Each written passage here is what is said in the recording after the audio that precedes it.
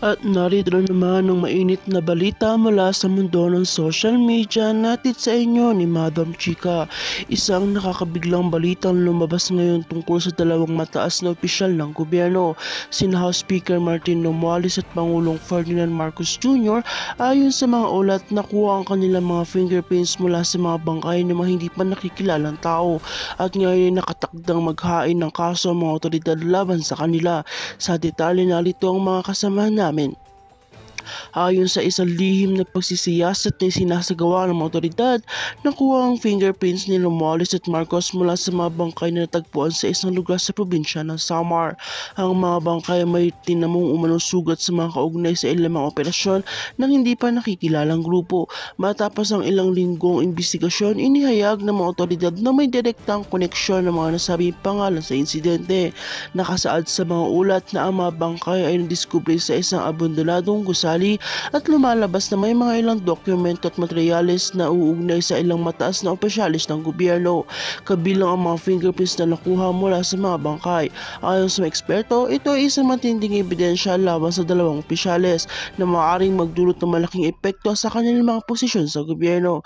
Sa kasalukuyan, wala pang opisyal na pahayag mula kay Speaker Martin Romualdez at Pangulong Marcos hinggil sa mga aligasyong ito. Gayunpaman, may ilang mga legal na eksperto na nagsasabi na hindi basta-basta maaaring magpataw ng kaso laban sa mga nasabing tao nang walang matibay na ebidensya.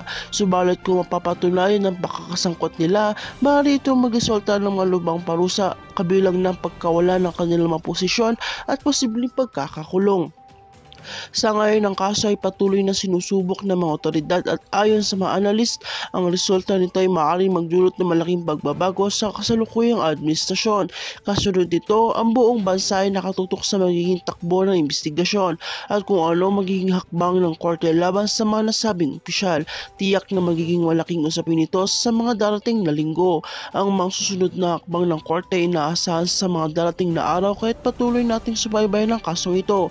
Ang lahat ng mga detalye ay magiging bahagi ng magiging desisyon ng korte, samantala patuloy ang investigasyon ng mga otoridad at ang mga susunod na kaganapan ay magbibigay linaw kung paano magpapatuloy ang kaso laban kay Romualdez at Marcos.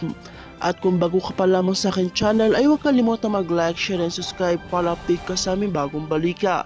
At para naman po sa mga karagdagang impormasyon na to ay mayroon po kaming video na isiniwalat dito, panoorin po natin.